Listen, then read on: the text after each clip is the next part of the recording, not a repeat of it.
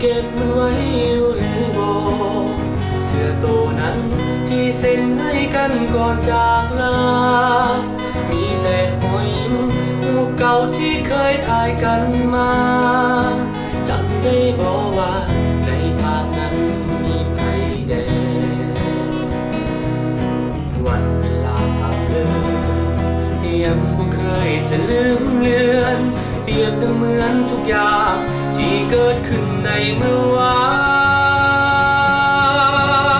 นขอเสียงทุกคนที่คิดพอมอเจ็ดฟังใจอยู่ใส่ผู้ใดที่คิดพอแฟนเก่าตอนนั้น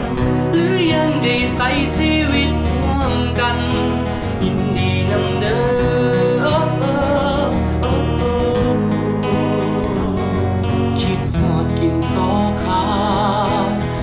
เปียกผมห้องเรียนบ่มีพัดลมก็ยังตั้งใจศึกษา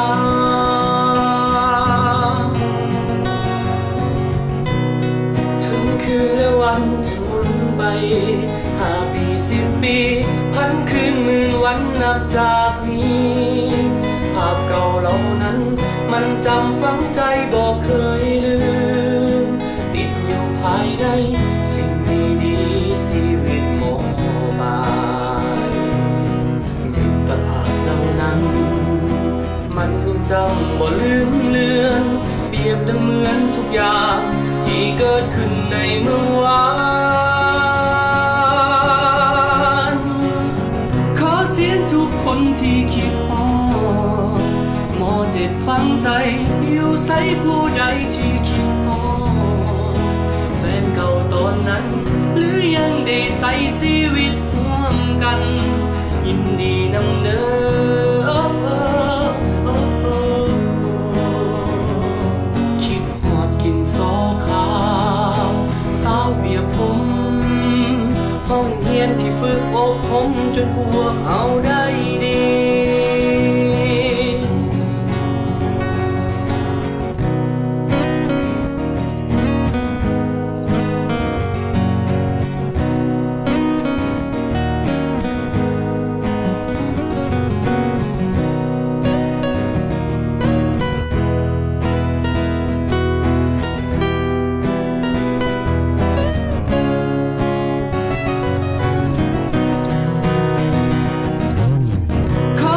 ทุกคนที่คิดพอ